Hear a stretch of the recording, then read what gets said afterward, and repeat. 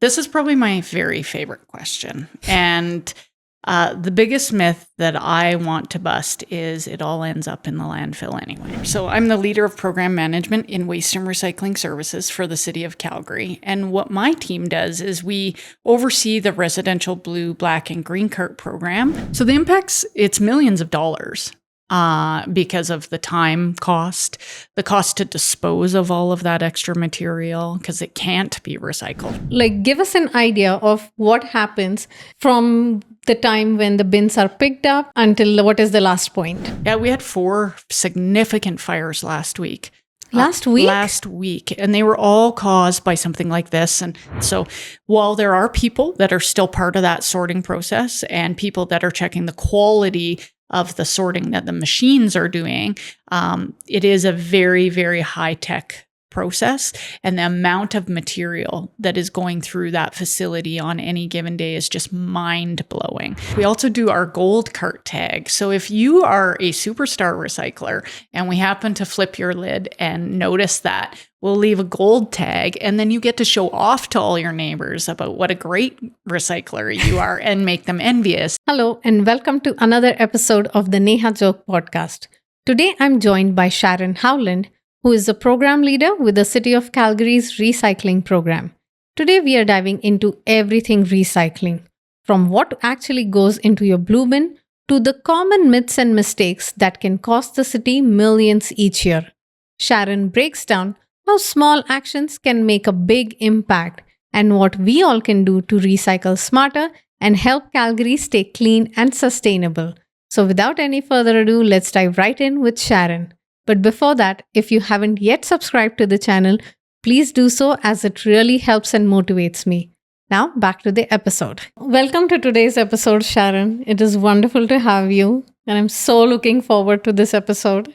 Oh, thank you so much for having me. I'm excited to answer your questions today. Can you give us your introduction? Like, where do you work and what are your responsibilities? Sure. So I'm the leader of program management in waste and recycling services for the City of Calgary. And what my team does is we oversee the residential blue, black, and green cart program.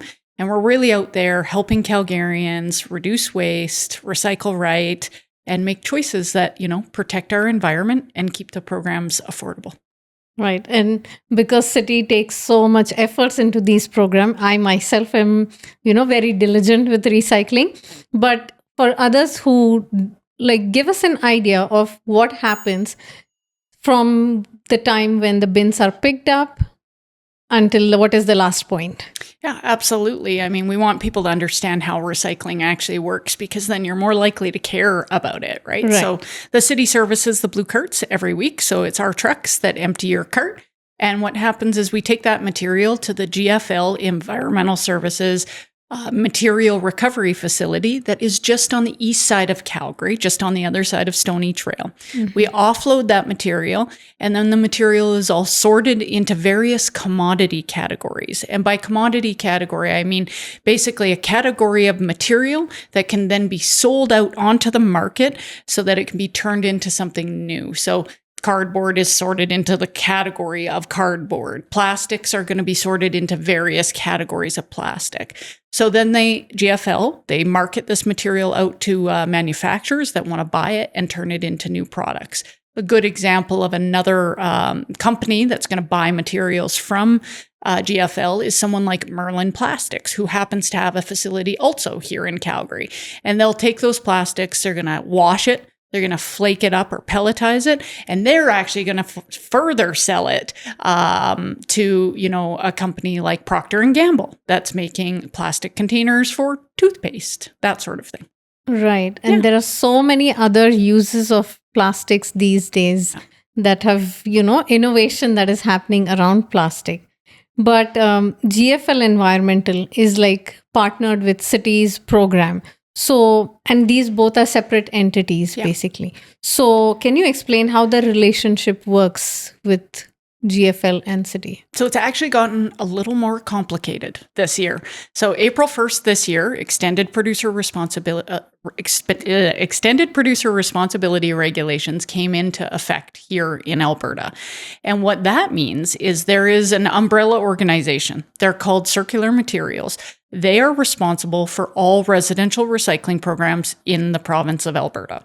And so we, the City of Calgary, have a contract with them to collect Blue Cart recyclables on their behalf. And they have a contract with GFL Environmental to sort and market those recyclables on their behalf. So we both contract to Circular Materials. So we have contract obligations. So in case of GFL, all of their markets have to be vetted by Circular Materials before they can send materials to them. They have to meet certain recovery rates at the sorting facility under that contract, that sort of thing. Okay. So you have different partners as well. Yeah. But I think a partnership is the best way of describing it, is we are all working together to achieve the same outcome, which is to see as much of this material collected and recycled properly as possible.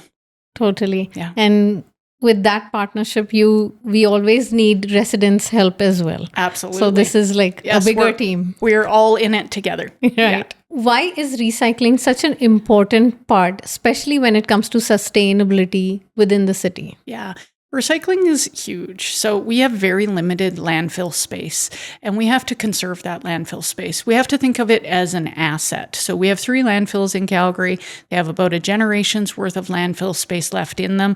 We keep managing to lengthen that out as we get better at diverting recyclables and green cart material from the landfill. Basically, it'll be almost impossible to site a new landfill when we need one in the future. So we have to extend the life of that asset as long as we can. There's also the issue of greenhouse gas emissions and climate change, of course. So by recycling and composting properly, we reduce our greenhouse gas emissions. So, for example, a tin can.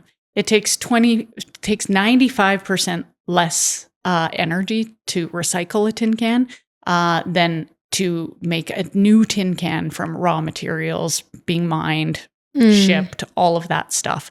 So it's about landfill conservation, resource conservation, energy conservation, and greenhouse gas emissions. Yeah. Okay. Just a layman term question for you. Sure. We have so much space in Canada, even like just a little outskirts of Calgary. I obviously know there are like land that are, categorized, like some land is allocated only for residential, agriculture, and other purposes. But you mentioned like we have limited space for landfill. Yeah. Why is it so? Yeah, you would think in a country this big that it would feel like we have unlimited, but nobody wants a landfill in their backyard, right? So the landfills that Alberta Environment has permitted already in Alberta, they really want to see the use of them maximized, and they don't want to try to establish new ones. New ones are very expensive to build. So new landfill, the scale of the landfills that we have here in Calgary would be about $1 billion to build. And that's because they're not just a hole in the ground. And that's kind of what we think, from 40, 50 years ago, that maybe they're just a hole in the ground, but they're highly engineered systems. So we're trying to capture greenhouse gas emissions, the landfill gas, and the leachate, so that we're protecting the soil and the water, because we don't want to contaminate soil and water and then impact neighboring residents. So as Alberta Environment is very picky about landfill siting, because they know how it can impact agricultural lands or neighboring towns and communities. Yeah. Right. So coming to the main point of it, what are the main categories of material that can be recycled in blue bins? Yeah. So the main categories of material are paper and cardboard, plastic containers, food cans and foil, glass bottles and jars. If it doesn't fit in one of those categories, it should not be going in the blue cart. So good rule of thumb is it's the packaging from the things that you buy. It's not the thing you buy, it's the packaging from the things you buy. So you buy food and drink, household goods, it's the packaging, not the good itself that can go in the blue cart. Okay. What about broken glass? Broken glass, if it's a glass jar, yes. If it was a mirror or a window, no. That's a different type of glass. Okay. Yeah. But like water, glass, jars, anything exactly like that goes in recycling. Yeah, exactly. And you can... what is the proper way? Because, it is like hazardous, like cuts and stuff like that. So do you put it in plastic? Not in the blue cart. So if you just dump it. If you break a glass jar, just sweep it up, put it into your blue cart, and we'll take care of it. If it is a different type of glass, you break a mirror or something like that, then you want to package that up in a puncture-proof container and put that in your black cart. Oh, okay. What are some of the items that people would think in general that are recyclable, but in actual, they are not?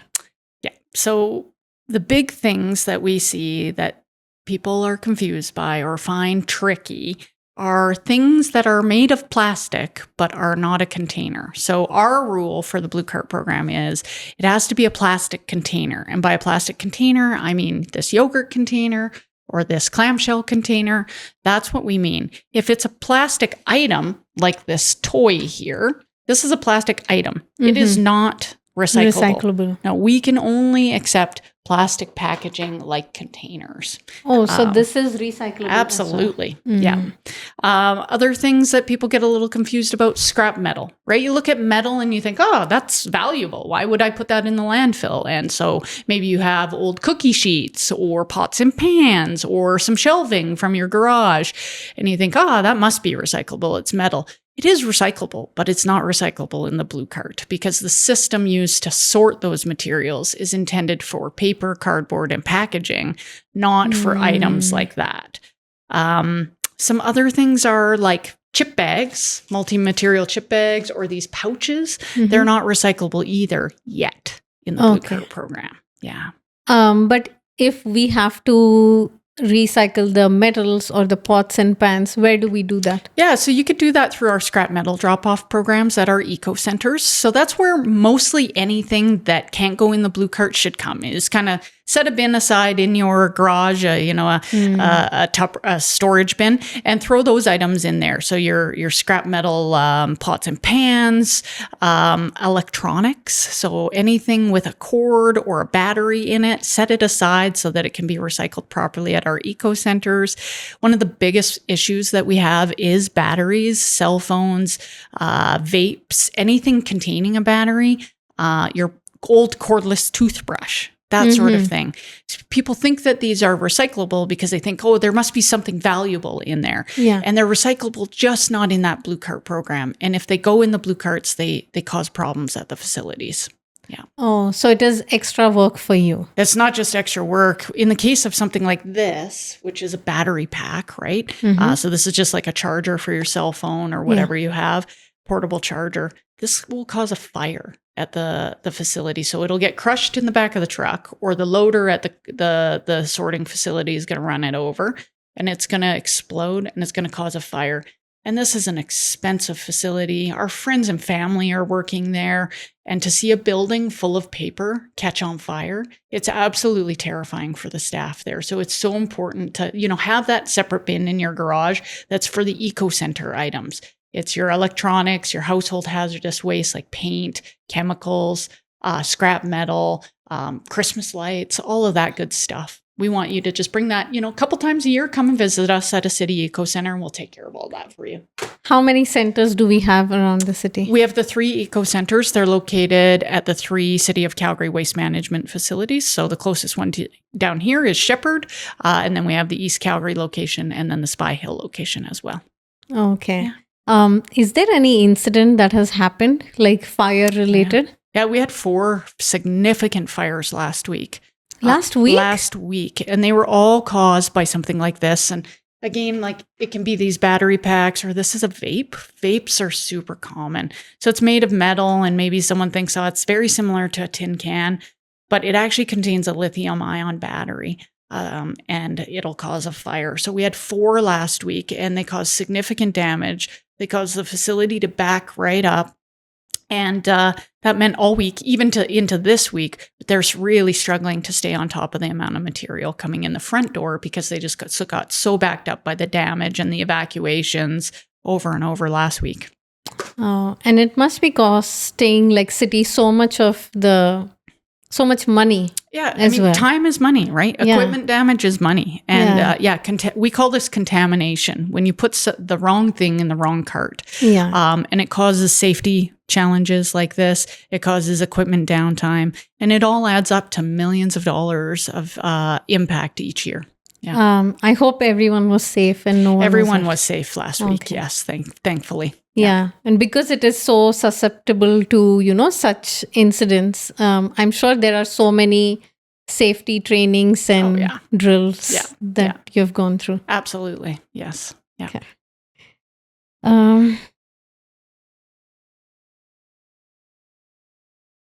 So a lot of products have recycling symbols on it. How do we read it, and what do they mean? So you don't have to worry about it. It doesn't really mean anything. Okay. Not in this case. In the case of it, whether or not it's recyclable, it doesn't actually matter. So I think what you're referring to is on the bottom of a container. It will often have the recycling symbol, right? Yeah. You can't really see very well on this one, but it's there. It's a number 5. Mm-hmm. And what that means, it's the grade of plastic that was used to make this. So in this case, number 5 is polypropylene, which is a common plastic that's made here in Alberta. And it's just the grade, it's just the type of plastic. So that clamshell is a number 1 plastic. It's a polyethylene trithalafate, I believe is how you say it. Mm-hmm. And it's just a type of plastic. But we actually don't really use that as a guide anymore. A number of years ago, it was more valuable. But now we can recycle any sort of plastic container. So the big question is it a container? This is a container. And we can recycle it. Yeah. Okay, good to know. So the codes really don't mean anything. You just recycle it. Yeah. So if something like this toy had one of those numbers on it, again, that doesn't indicate that it's recyclable. It just means that that toy was made out of that kind of plastic. And we just come back to that question. Is it a container or is it like a durable good or item? Right. That's kind of the differentiation. Right. Yeah. Got it. Yeah. That's a good question to ask yourself. Yeah. Is it like a container? Yeah. But you still mentioned those bags are not yet recyclable. Not yet, but we do believe that there is some innovation coming. And we think that there's going to be a big change on that in the coming years. Yeah. Can't wait for that. Yeah. Then everything would be recyclable. Yeah, a lot of your plastic packaging would be, because so much of your plastic packaging is this crinkly multi-laminate. That's what we call it, is multi-laminate, because it's multiple materials of different types of material. So we're excited. We think that there's some innovation coming down the line, that there's going to be some announcements in the next couple of years on that type of material. Exciting. But like batteries, like while I was researching how to recycle batteries, also like some regular stores, let's say like London Drugs, they have an amazing setup. Like as soon as you enter the door, they have like a booth. Yeah. They have like bags for you. Put all your batteries in that bag and just put it in the bin, and they take care of yourself. Exactly. There's over 150 drop-off locations now in Calgary for batteries. And you're right. They're at London Drugs. They're at Calgary Co-op. I believe they're at Save On Foods in the front entry as well. They're at city locations like our household hazardous waste depots and eco centers. But, that's usually a special trip, whereas you might be going to Co-op or Save On a couple of times a week. So, grab those batteries and take them with you when you're going there. It's more convenient and nothing you have to go out of your way just to drop off. Yeah. But that is only for batteries, not for like an electronic, a cell phone or whatever. No. Yeah. But something like that charger would be acceptable in there. Yeah. Oh, okay. Good to know. So, except for the plastics that you mentioned, are there any other items that are actually recyclable but not yet recyclable in Calgary? Yeah. So, there's a number of items that are recyclable in Calgary, just not in the blue cart. Because again, it goes back to how we sort the material. Mm-hmm. So, a material recovery facility like the one that GFL operates, it's designed to sort paper and packaging. It's not designed to sort items. But a good example would be Styrofoam. So often Styrofoam has that number 7 and the recycling symbol, and it creates that confusion. Now, Styrofoam is a product that can be recycled. It just can't go in the blue carts because basically what happens is it gets smashed in the back of the truck as we compact all of the recycling, and then it breaks, because if you've ever broken up a piece of Styrofoam, right, you get all those beads stuck to your nice clothes. And that happens, it gets stuck to all the other recycling. And so it just can't be sorted properly at the facility. So we have actually a drop-off program for styrofoam and other packing foam. And again, it's at our eco centers. So we do have the 3 locations where that packing foam can be brought at no charge, and we'll take care of recycling that as well. But I'm pretty sure you get so much styrofoam in blue bins, because I see that all the time. There are styrofoams in the blue bin. Yeah. Like, especially when you're buying any sort of electronics, air fryer, television, anything, there is styrofoam. Yeah. And it's no brainer, you put it in the blue bin. Yeah, people think that. And unfortunately, it That's not cannot the be case. recovered. So if it ends up at the facility, it's just going to be thrown away. Unfortunately, it is considered contamination. We do need it handled separately. And there's a local processor for that actually processes that material so that it can be turned into something new as well. So that's good to know. We talked about the multi-layer packaging, which, like I said, I think we're going to see a change on that in the coming years. So we're pretty excited about that innovation. Electronics, that's a huge one. So I've got a laptop here, cell phone. We can take any sort of electronics, whether it's that small appliance, so you've replaced your coffee maker or your air fryer. We can take any of that at our eco centers. Again, no charge. It can't go in the blue carts. If it goes in the blue carts, it's going to cause either a fire or some sort of equipment damage, because the cord is going to get all wrapped up in our sorting equipment. So if it comes to the eco centers, we'll take care of that and we'll get it recycled. There's a really great electronics recycling program in Alberta. We want you to, again, throw those in a separate bin in your garage, and then come visit us a couple of times a year, and we'll take care of all that stuff for you. Yeah. Okay. Yeah. Why is that fire specifically? Like, why does the fire happen? Yeah. So what happens is either in the back of the truck or at the facility itself, the battery inside of whatever kind of device it was, whether it's an electric toothbrush or a laptop, it's going to get crushed. It's going to get exposed to air. And that's where the chemical reaction occurs. And because it's laying in a pile of paper, there's just so much for it to combust. Yeah. Oh, okay. Yeah. It's Very safe hazardous. if you discard it in your garage and keep it. Yeah. Nothing will happen. That's right. You don't just, you don't want to throw this old laptop out in the backyard and it's going to get wet and maybe the kids are going to smash it or something like that. That is a fire risk. And, lithium ion batteries, they're in many devices these days, whether it's a cell phone or, a remote control car or whatever it might be. They are a risk, and you want to store them properly, in your garage where it's dry, and then come and bring them to us a couple times a year. Yeah. Oh, when not recyclable products are put in blue bin, which is called wish cycling. Yes. What happens when it goes to the facility? Yeah. So wish cycling is that whole concept of I hope this is recyclable. I know, yeah. And it's the pots and pans or the battery or the laptop or whatever it might be. And we see about 15 to 20% of what goes in the blue carts is not acceptable. So it's the wish cycling. It's the contamination, which is another word for it. And, it's things like garden hoses, pots and pans, electronics, appliances, general bags of garbage. And what happens at the facility is we grab it out where we can. So there's a pre-sort before the material goes into the equipment for the technology sorting process, which is a bunch of screens and optical sorters. Basically, there's a conveyor belt, the material's spread out along it, and there's people at that stage, and they're going to try to grab out anything that they see that could be hazardous down the line. And so that might be a giant saw blade or a compressed cylinder like a propane tank or something like that. But the conveyor belt is going past them so quickly because they need to process material so fast, because we're talking about tens of thousands of kilograms of material every single day. And so they're grabbing off what they can.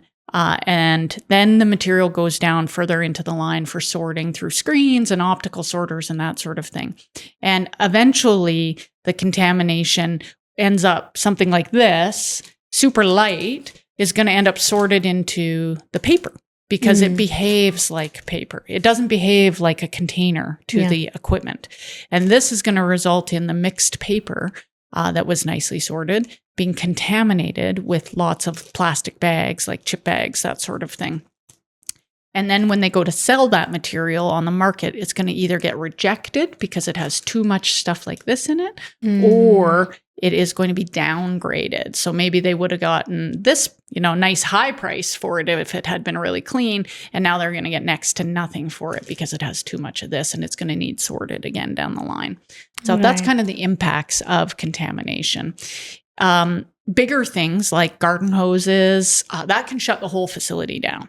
So on a spring day at our recycling facility, we'll see anywhere from 120 to 180 hoses, garden hoses, because people are out cleaning their yards and they stuff it in their blue cart thinking, it's got to be plastic. Yeah. But it's not a plastic container. It's a plastic item.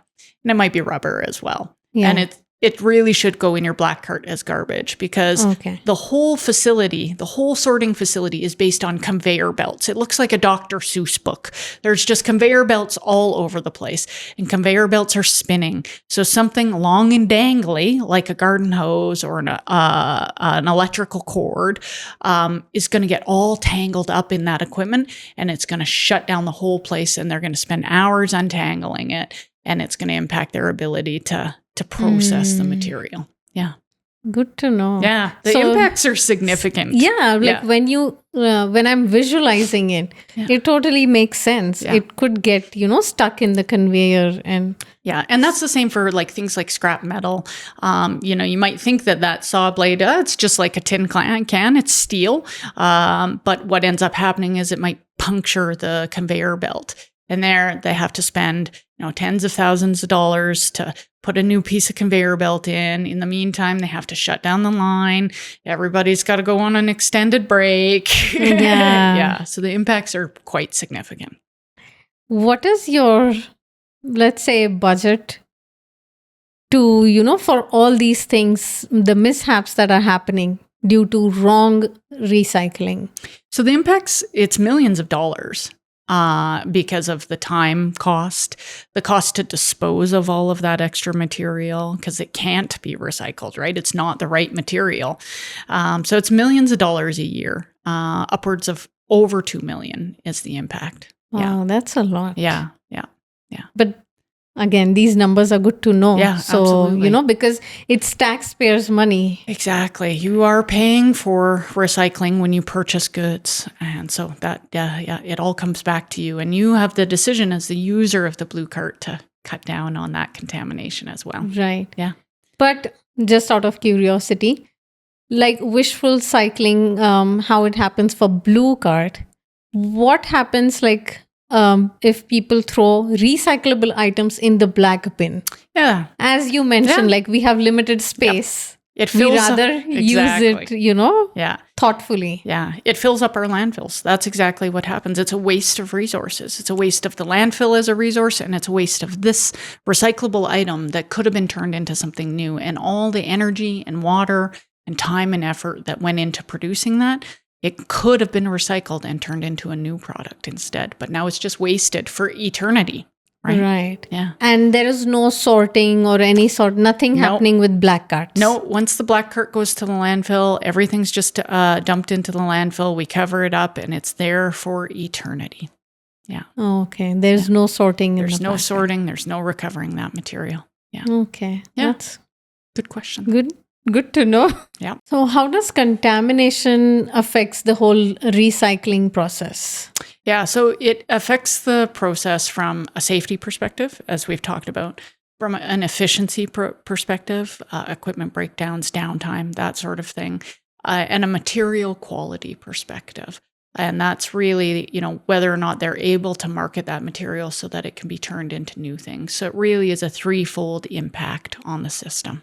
Yeah. Okay, because usually, let's say the Greek yogurt container, anything for you to recycle, you need to clean it, wash it, dry it, and then put it in the blue bin. Yeah, so we say empty, clean, and dry is what we're aiming for. We're not talking about sparkling clean.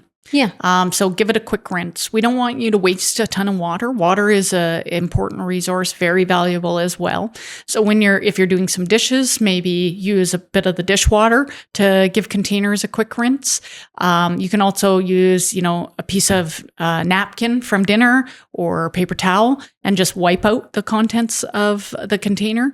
It does not need to be sparkling clean. Basically, what you need to think of is, will this container contaminate anything else in the recycling? So we want the paper, for instance, to be very clean, right? The buyers for paper, they don't want moldy paper. They don't want paper covered in spaghetti sauce or whatever it might be. They want clean paper so that they can turn it into something new. So if you're taking that spaghetti jar or that Greek yogurt container, think about, can this affect the paper? Mm-hmm. So give it a quick clean. Shake it dry as well. It doesn't need to dry all day or anything. Just, get the liquid out of there and you can recycle that. It doesn't need to be perfect. Peanut butter containers, we know that those are a struggle. Yeah. Our tip on something like that is just to use a spatula, scrape out as much as you can, and that is clean. It's not going to, contaminate the paper. That's always the way to think of it. Is it going to slime onto the paper? What about toothpaste tubes? Toothpaste tubes are not recyclable. No, black bin. But good question. Okay. Yeah, that's one of those tricky ones. I know. Yeah. I am usually thinking, where do I put toothpaste this? and lotion containers? They're tricking lotion us. as well. Lotion as well. Yeah. Yeah. That is container. Yeah, it's the tube. It is one of those ones that's an exception to the rule. The pump ones. The pump, remove the pump, but the bottle itself is fine. Is recyclable. Yeah, exactly. Then which lotion are you? The tube. Yeah. Any the tube is not recyclable. For now. For now. Again, okay. I think there's going to be some innovation on a few of those packaging items like tubes and flexibles like that. Yeah. Okay. Yeah. Good to know. So tubes are not recyclable. Not yet. Not yet. Okay. Do you know, are there any particular areas or neighborhoods that have higher rate of, not recycling properly or wishful recycling? Do you take count of it? We do. So we have a really good understanding of where contamination challenges are a little bit more prevalent. And we don't publish that statistic because we don't want to make any particular community be framed a particular way. But you can imagine any community where there is a bit more turnover in who's living there. So communities with higher rental, communities with more newcomers. And that's because they're not familiar with the program yet. Perhaps they came from somewhere with a completely different sorting system or no recycling at all. And they're just starting to learn our cultural norms or the program specifics here in Calgary. So we do know that has some impacts as well. Folks in newer communities as well. Just, maybe moving from downtown out into the burbs. And it's a change in behavior, right? And it just takes a little time to get more established and understand the rules. And we're there to support. So we always provide a starter kit when we deliver the carts to new homes, has promotional material in there, all about how to sort properly. We do, of course, our cart spot check program where we're flipping the lids on carts to see if there's contamination. And then we leave a tag on the cart explaining what the issue is. We do a lot of door knocking. We do a lot of advertising, interviews, YouTube commercials, that sort of thing, just to help people better understand, how they can play their part in the recycling system.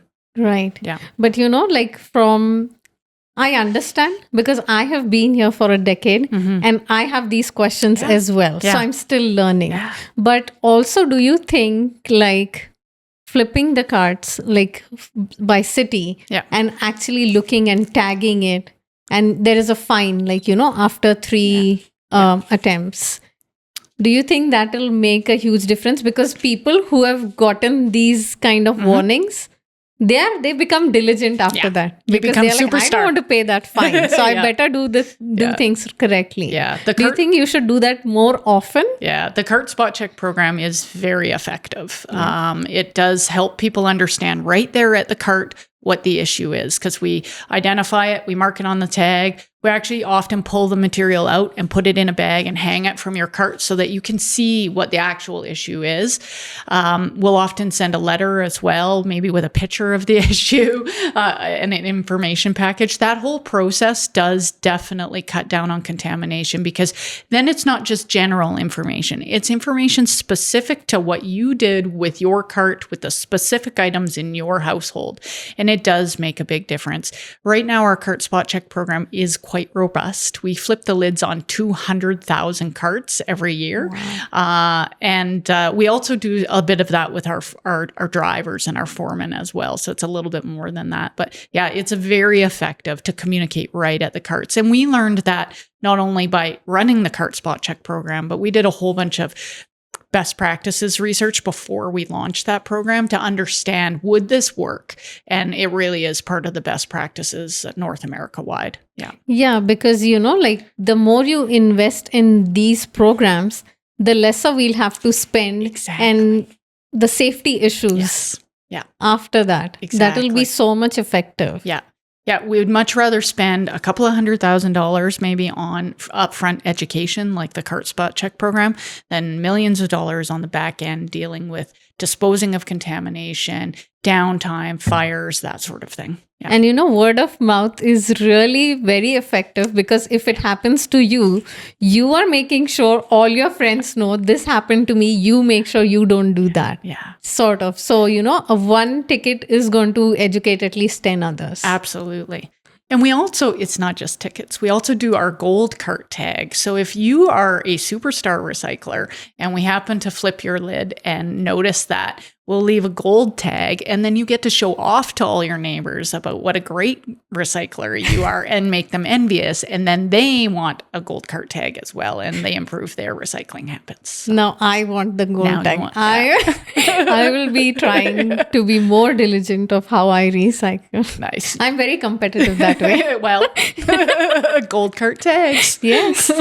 So, but you said you do take into account like what neighborhoods are recycling correctly or incorrectly, and you don't post it anywhere. These statistics are not available. No, we don't share those statistics. We don't want to stigmatize any particular neighborhood, but we might use that in order to bolster our education and communication support, right? Okay. We might go in with some bold signs, or, do a little bit more outreach through a community association, or maybe send some promotional materials through the mail in a community just to help support a little bit more. Yeah. Right. That's what I was trying to understand. Then what do you do with this information? So you try to educate them more. Exactly. Okay. Yeah. We might send door knockers out to just go have conversations about some of the challenges, that sort of thing. Yeah. Okay.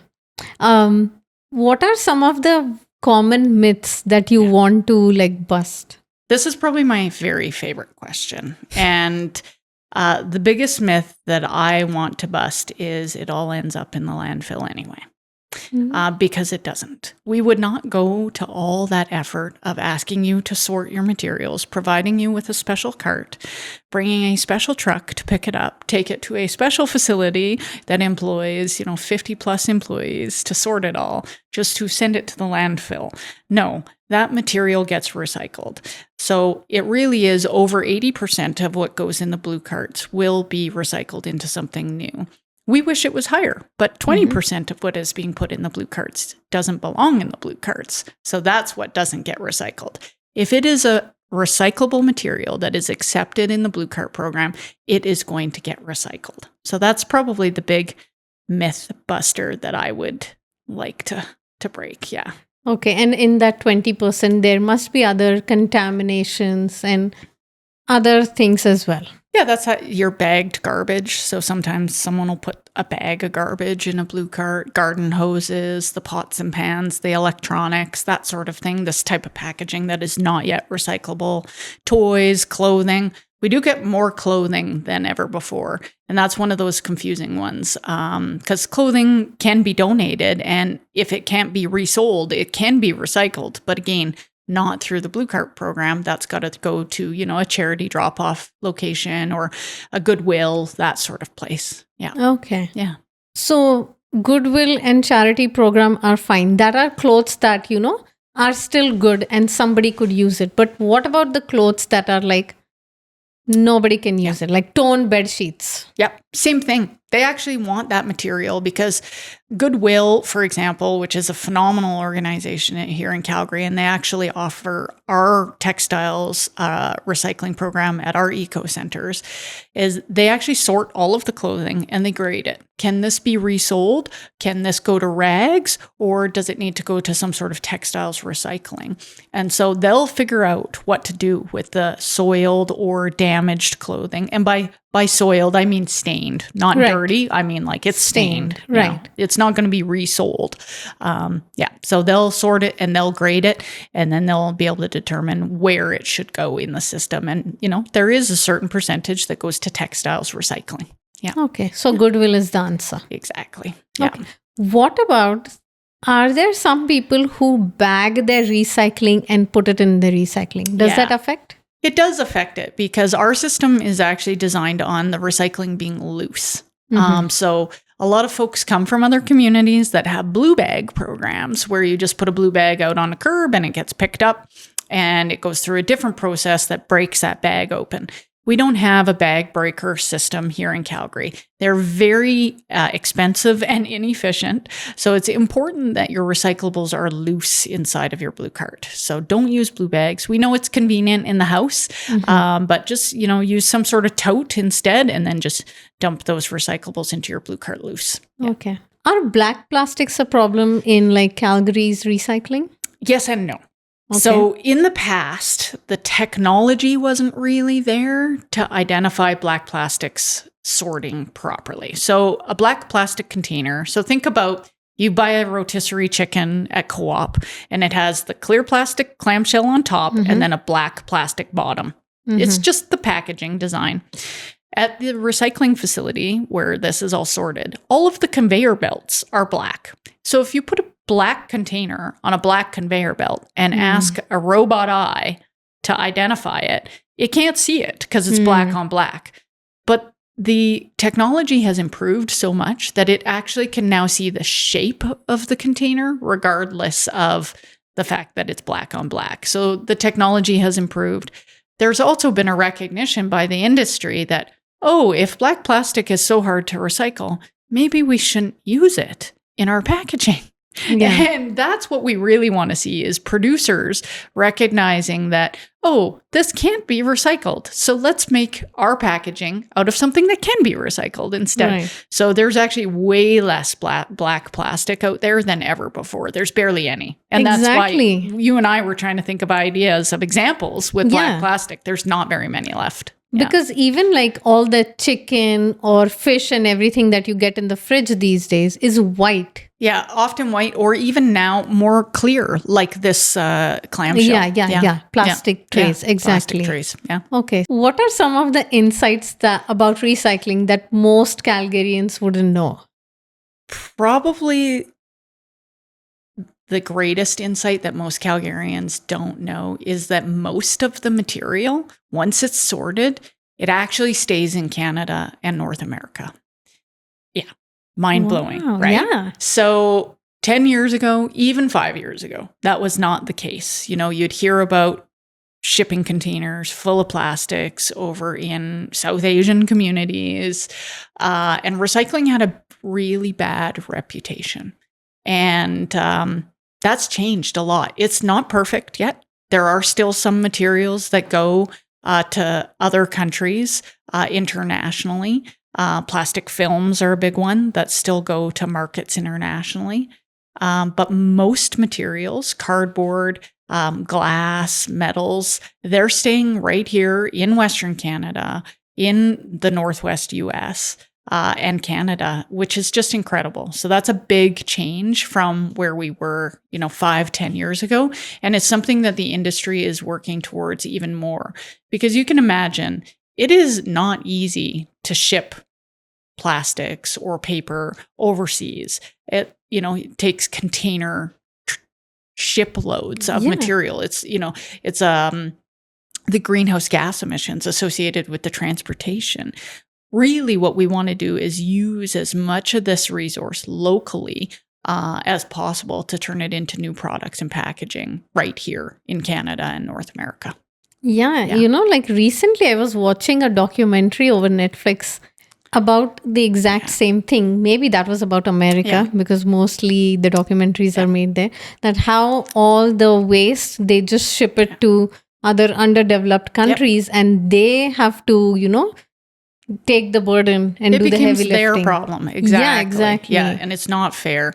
And it's organizations like Circular Materials, who is one of our partners in recycling, that is driving that change. So Circular Materials, they represent all of the producers of packaging and products. So the Procter & Gamble's, the Walmarts, the Canadian Tires of the world. That's who that organization represents. And those organizations don't want their materials to be shipped off somewhere else. They want to have them dealt with here in Canada. They're worried about their reputations. They're worried about cost. They also want access to the feedstock, the recycled material, so that they can then use it to make it into new products that they then put out on the market.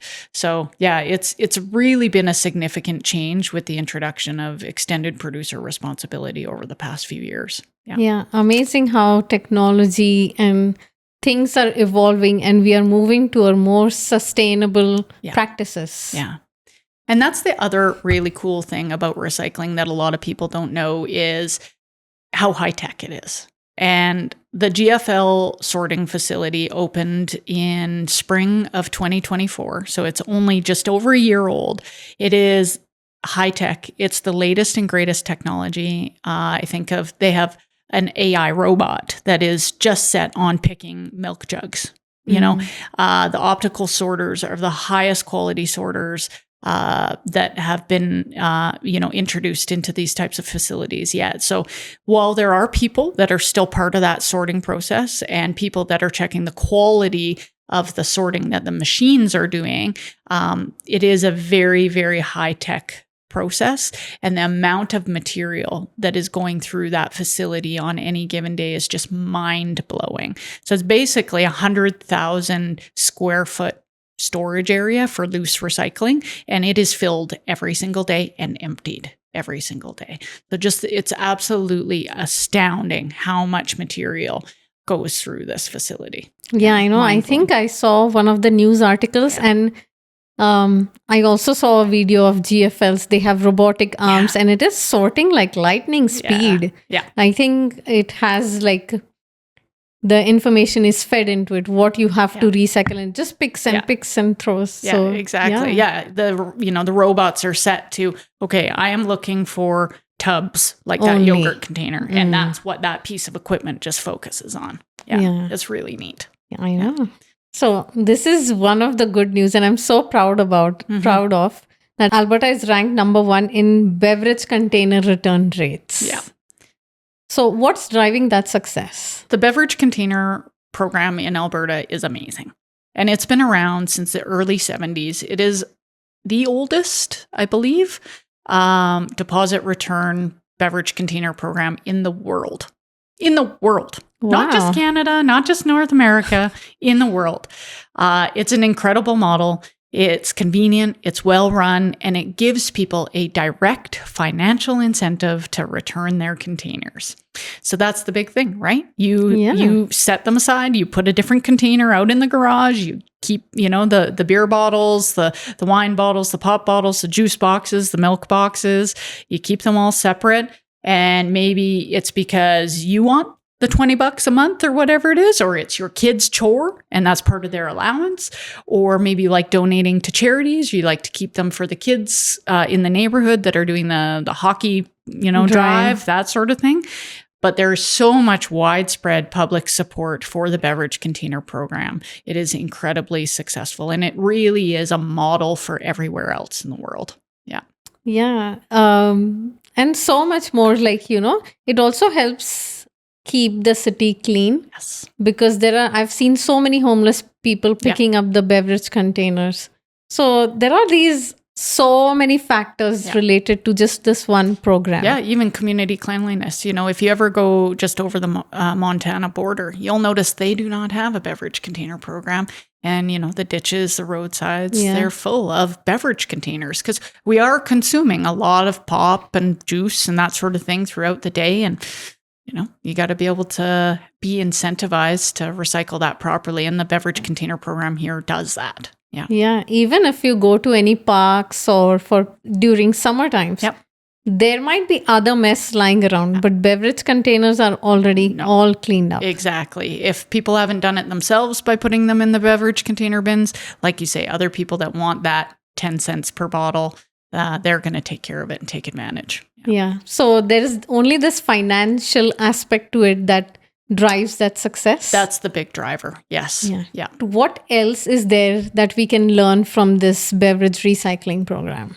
I mean, it really does show that a deposit system, it shows the power of clear accountability and incentives. So when, the producer, because of course all these, Coca-Cola, Pepsi, they all have to participate in this system as well. When they have a stake and then the consumer has a stake, it really does drive recycling rates up. So if there's opportunity to introduce similar programs for other products, it's something to consider. And I do know at the provincial level where that sort of regulation comes from, it is a consideration. And we see it, with reusable cups, right? If you can get a discount when you go to Starbucks or Tim Hortons, and it's a big enough discount that incentivizes you to bring that reusable cup, you're more likely to do it. Right? Definitely. So we know that money does motivate.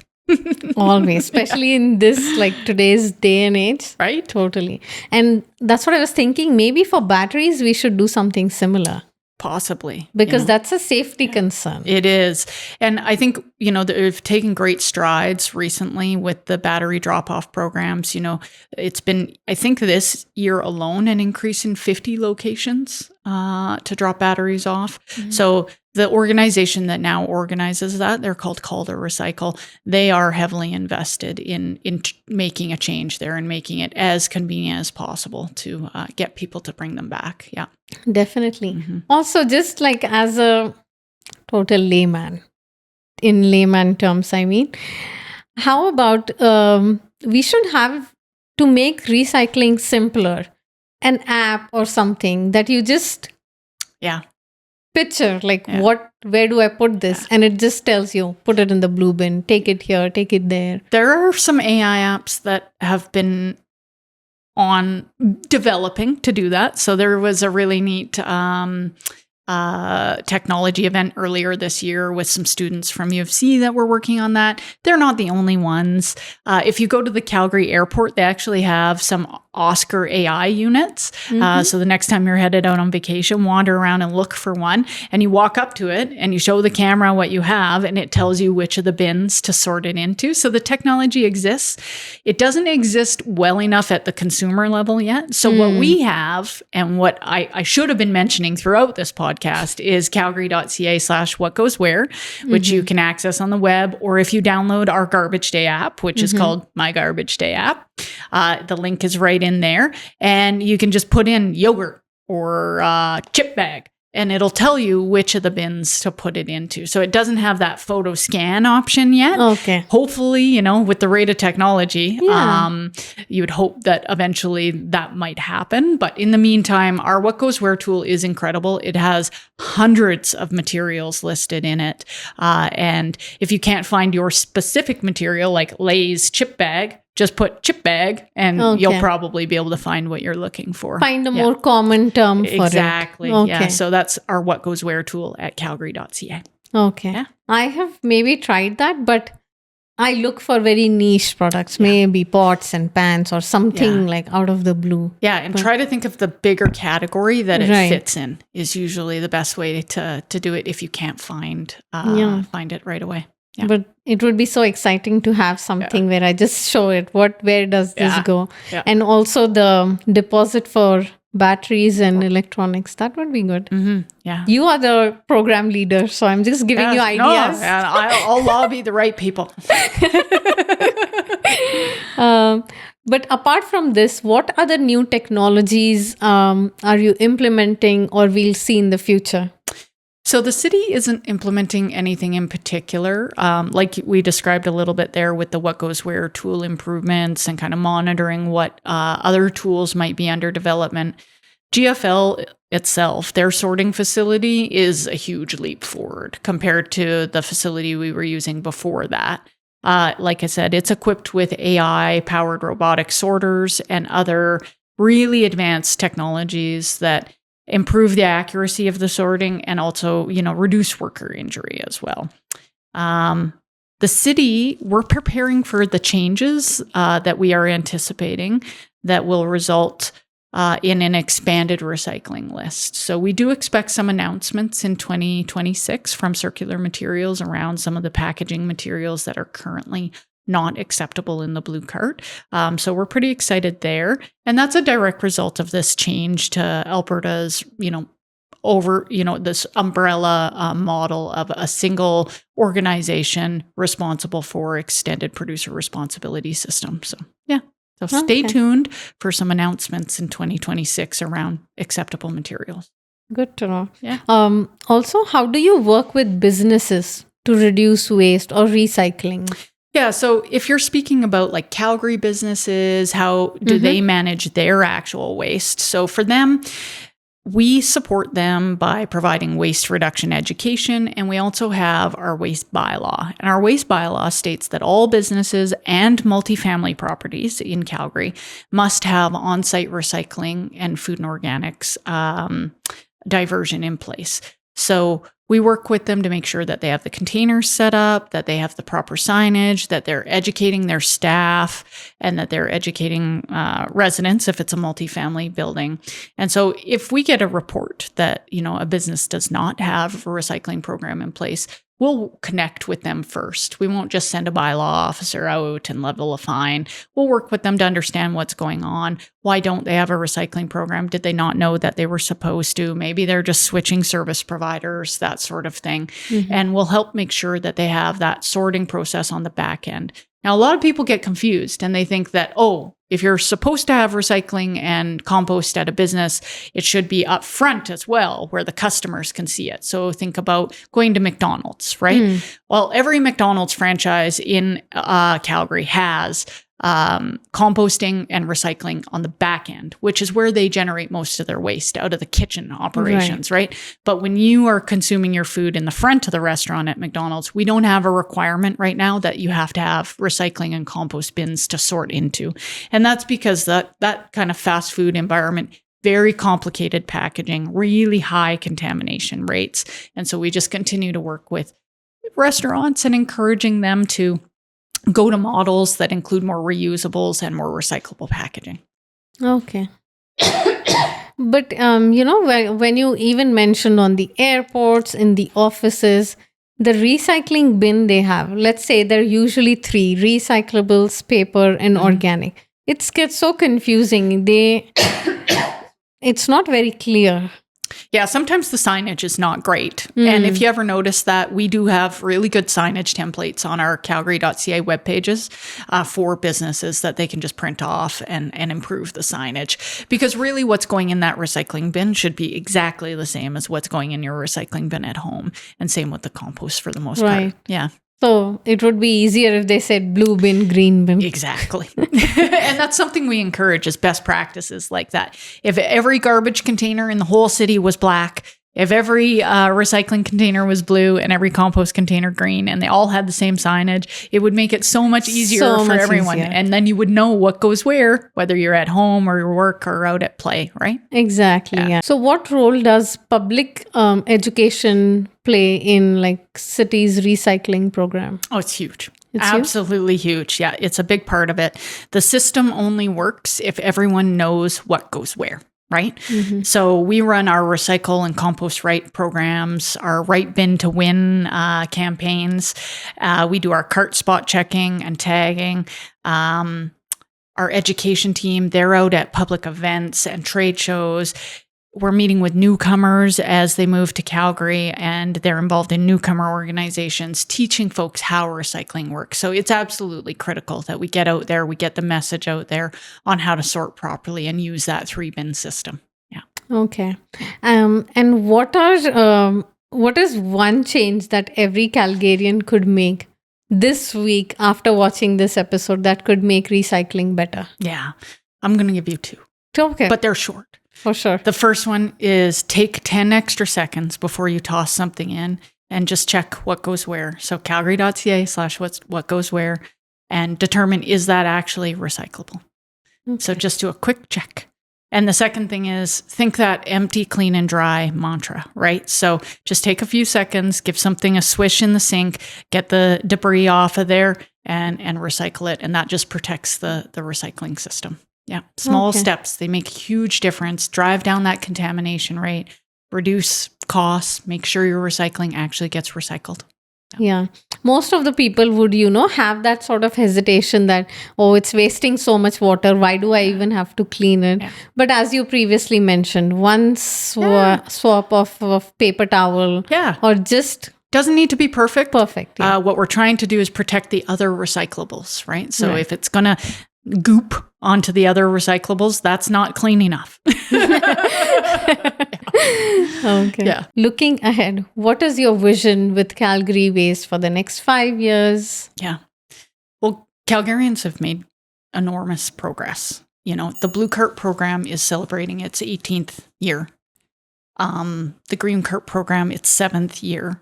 And the participation rates are phenomenal on those programs. 95% of Calgarians are using their Blue Cart on a regular basis. Mm-hmm. It's a very popular program. And now with the extended producer responsibility model, new sorting technologies, I think we're going to see more materials on the acceptable items list, not just in Calgary, but across Canada. And it's going to make it easier whether you're in Vancouver or Calgary or Winnipeg. Hopefully, you're going to be able to recycle the same materials regardless of where you are. And ultimately, the goal is less waste overall, right? More reduction, more reuse, and truly that circular economy where these products are turned back into products right here in Canada. So that's really what I'm looking forward to. Right. Yeah. Just one question. Some people I've seen do not use green bin because it stinks and we don't want to do that. I know that's my reaction as well. So how do you monitor that, or what are the laws in place to see if some families are not using and just putting it in the landfill? Yeah, that's a little bit trickier for us to do. I mean, we do pick up on it a bit when we're out doing the cart spot check program. But really what we're trying to do is, leverage those education opportunities. So this year we ran a really great campaign called Right Bin for the Win, Right mm-hmm. Bin for the Win, which really dug into, that competitiveness between neighbors on using your carts properly and using that green bin, and really spreading information around why the green bin is so important. Your garbage is not going to smell better because you put your green bin contents in it. What you need to do to manage odor, right, is to sort things into the proper bins. The green bin is picked up every week during the summer. So if you're putting your food scraps in there, then every week your green cart materials are going. If you're putting those smelly food scrap items in your black bin, well, then it's waiting for 2 weeks before it's picked up. Mm. So it's all the same waste, right? But we do need you to sort it into the right bins so that it can be turned into nutrient-rich compost. We avoid greenhouse gas emissions. But yeah, it really is about education and people like yourself, knowing and advocating how important using the carts are and using them properly. Yeah, and during summertime, you can also get free fertilizers. Compost. Go bring your bin, get free compost. Yeah, and if you use your green bin and your blue bin, you can cut down on your waste by over 50%. 50% just by using your blue and green bins properly. So then no problem with black cart every second week collection, right? For sure. Yeah. Anything I missed? Any last words? Any message you would want to give to Calgarians before we end this? Oh, just use that calgary.ca/whatgoeswhere tool and keep batteries and battery containing devices out of your blue cart. Definitely. Yeah. So I hope this session was helpful to you. And there are so many immigrants here in Canada. We all came here because this is such a wonderful country. And I wish this stays beautiful and we use all the resources that City is availing to us. And this is such an amazing program that City does. And it just takes little efforts on your side to, and there are so many benefits to it. So make sure you're recycling correctly. Take 10 extra seconds, but just little effort. And this city is going to be amazing, clean, neat, and maybe good on the charts as it always is. Yeah. So, and if you haven't yet subscribed to the channel, please do so. And I'll see you in the next one. Awesome. Thank you. Well, that's good.